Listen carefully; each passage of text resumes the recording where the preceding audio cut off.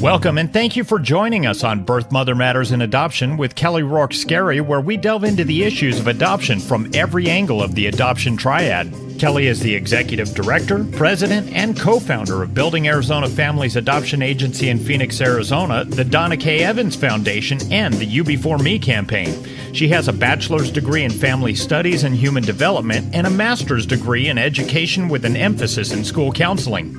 She was adopted when she was 3 days old. She was born to a teen birth mother, raised in a closed adoption, and reunited with her birth mother in 2007.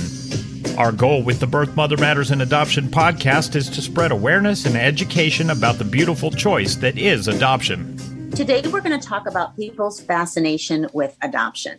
And when you are a member of the triad, you will find as people learn about your adoption involvement, they will start asking questions. They will become intrigued, interested, have questions to ask. Sometimes they have comments to make, which we've talked about in the past, about maybe getting society to kind of back up on some of those questions. But I want to talk today about what is the fuel behind the fascination. I think it's important to address it because, again, in the adoption triad, all three sides generate this fascination. I think as a society, anytime we deviate from what we have built up or consider the norm, what's in the outskirts of that is really interesting because it's not what is in every household. You know, it's different. Like you say, it's like with anything, just like somebody tells you what they do for a living and you think, oh, that sounds interesting. I know nothing about that. And you want to know more. And I think that's a good thing, even when it comes to adoption as well, because I think we want people to know more, but we also want them to pursue it in a respectful manner. So I have a quick funny story to insert here. When I was married with my ex-husband, the agency had been born, basically. And when we would meet people or see family that we hadn't seen for a long time, at the time, my ex-husband was working for a very popular Chinese restaurant. And people would ask us what we did for a living. And I would tell them and kind of, look at them waiting for the questions. And they would weirdly always turn to him and want to know about the food and the secrets behind the recipes and everything else. And I always thought, are you kidding me? I just got trumped by a popular food chain. Like, it's not. That is so funny. Yeah. So I guess people are interested in adoption unless there is something else that may perk their interest as well. When we're looking at the triad and we're looking at people's fascination with the triad, obviously it's from different angles. There are, three sides to a triangle, but there's angles, as we've learned in geometry, and we've all wanted to forget. So when you're talking to an adoptee like myself, who is on that side of the triad, the questions are often pretty much the same. I can say that you can summarize it almost into five main questions, and then they tangent off from those. The first one is, have you met your biological parents? The second question, most popular question I have been asked is, what is it like growing up adopted?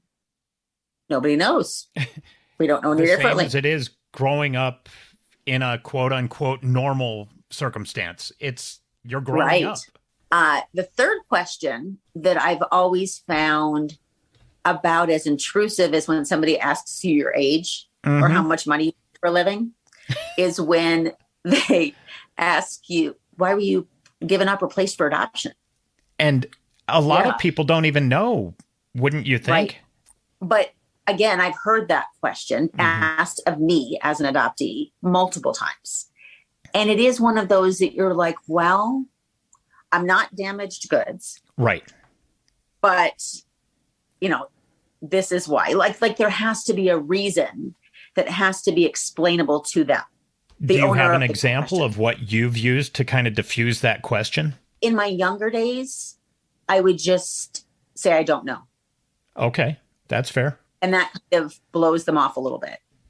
If I did want to talk about it, I knew it was going to be a long and intense conversation, because then that would no doubt generate additional questions, and the tangents would come up, and it would be long. So, I think that people ask questions that they're not really privy to the answers. And I think that again, we're trying to steer people away from this. Mm-hmm. So that would have been the third. Right. The fourth, I would say, because I had an adopted brother, they would want to know if he was my biological brother as well.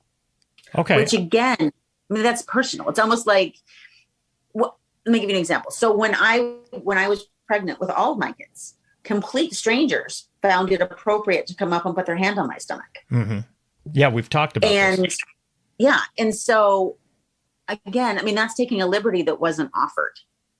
Right. If somebody came up to you and put their hand on your stomach, just stood there with it on your stomach, what would you think?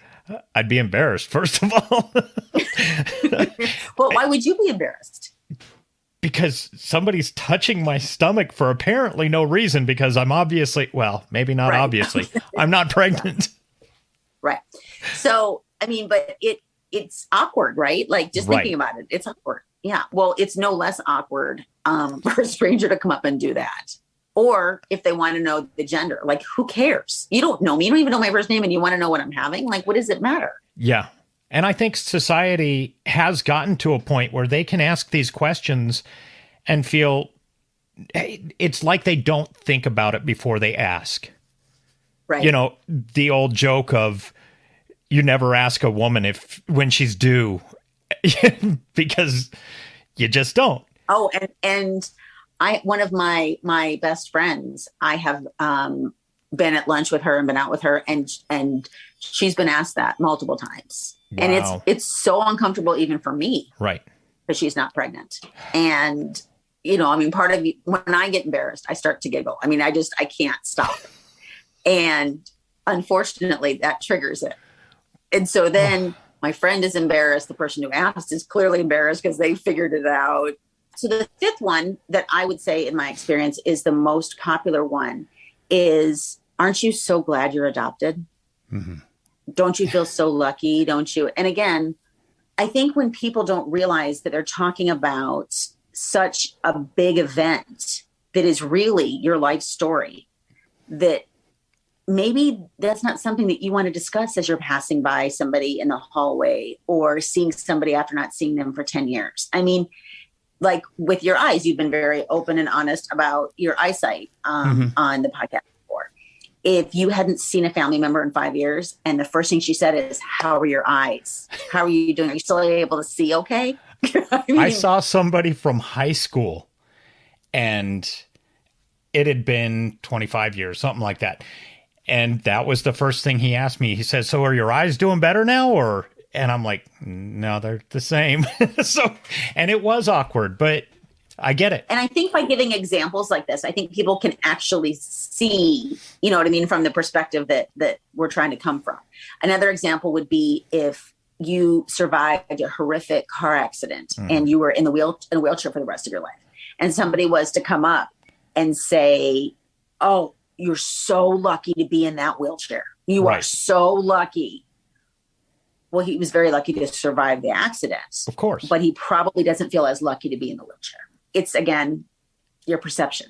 Well, I think one thing it boils down to is you can't put an entire life and a life lived into a statement like, I'm lucky. You know what I mean? It has many advantages, disadvantages, just like everybody else's lives, And I wouldn't even know how to answer that because, in my opinion, I'm probably one of the most unlucky people. I don't ever win at lottery scratchers. I don't win when if you go to the casino. I wasn't that person that always wins every contest. And so, that wouldn't be how I would really describe myself. So anyway, I thought that was interesting. With adoptive families, this is what I've heard from them. Again, I'm not an adoptive mom, so I'm not speaking from personal experience. But having worked with them for 17 years and watching my parents answer questions, I would say the 5 of them, I won't say the 5 most common because I don't know that I can quantify what are the top 5, but I would say 5 of the most popular ones that are commonly asked would be, why did you adopt? It may be a medical reason that you couldn't have biological children, or maybe you had a passion for adoption. Maybe that's what you wanted to do. We've had lots of people adopt through our agency that just really wanted to adopt. I had one coworker that a long time ago adopted her children from two children from China. And she would go to the grocery store, and there was a lady that would chase her around the store asking her how much they cost. And that is so inappropriate. Absolutely. Wow. In her mind, they're priceless. Definitely. I think that, again, that is being overbearing, and you've stepped in a lane that you don't belong in. Not to mention the children can hear you. I mean, she's not whispering this. She doesn't know this lady. When somebody comes back from having a fertility treatment, you don't ask them, how much did that cost? Exactly. And it's good to put these into perspective and compare them to different questions that society deems unacceptable, because these are just as well. Correct. Another one that is very similar to one that I get asked is if you have more than one child, if they are biological siblings. They want to know that. And again, none of their business, really. I don't know what it matters. Yeah, and it doesn't matter. They are siblings. Right. Maybe not biologically, but yeah. Absolutely. Another question that I've heard is always at the top of people's list is, how did you do the adoption process? Like, how does it work? How does it... And you want to give the process its due, and you don't want to give them like 2 sentences when, this is something that you put your, heart, mind, and soul into, and your whole family has been vested in this. And there may be some aspects that you don't want to talk about. And when somebody wants every detail, again, compare that to fertility. When you come back after having a treatment done, does somebody sit next to you and say, tell me everything they did? Yeah. What happened when you left the waiting room? And tell me everything until you came back. Right. And how do you describe the whole process of adoption? It's impossible. Unless they have hours and hours. They also want to know, and I don't want to phrase it into a question, so I'm going to kind of give the topic on this one. They want to know the circumstances in which the child was placed for adoption. And, were the parents in agreement? And is this, how does this work? And can the parents come back? And that's something that they'll say in like a lower voice. Right. And I would conclude the adoptive parent triad portion with saying that a lot of times there'll be a comment made about the appearance. So what I used to see that was asked of my parents right in front of me is my adoptive mother would say, oh, yes. Yeah, we adopted 2 children. Oh, but they look so much like you. Right. Okay. And that's not one that I would even know how to answer, because I've been asked that the same.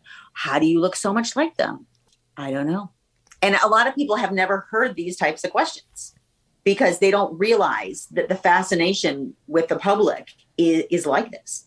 And it's interesting. So moving on to the birth mother, the questions that she gets asked are, I would say, maybe even her sense is going to be heightened, because most of the time it's while she's pregnant, because somebody in the grocery store wouldn't know that she placed a baby 6 months after. So people will come up and, they may ask questions about her pregnancy. Birth mothers have told me that they are not really sure how to answer them because they're doing an adoption plan. And so they don't really know how much to say or not to say. And even though we've explained, it's totally your call. You can go along with it. You can, just lie to them. You can do whatever. With the birth mother questions, these are going to kind of be in like a rapid succession, because usually when you're talking to a woman who's placing her baby for adoption, she isn't going to give you a lot of her time. So people will kind of fire questions at her. And I would say the 5 most popular questions are, if they say I'm placing the baby for adoption, is always why. Like they are entitled to an answer as to why she has chosen an adoption plan. Then the comment that's very popular is, what about your parents? And so again, now we're diving right into her personal history. Very that personal. She probably doesn't want to disclose to a stranger or somebody that It's not enough of her world to already know what's going on. The next question that would be asked would either be, do you know the family? How did you meet them? The other question that would be asked if she has other children is, are you going to place this one for adoption too? And unfortunately, that may or may not be said right in front of the other child. We're going into areas that now are involving the kids. I would conclude this triad section with the last question probably being more about her future with the baby. Are you still going to stay in the child's life? They may or may not know the term open adoption. So they're going to want to know details about her plan that they are not of any, I don't even know how to say it.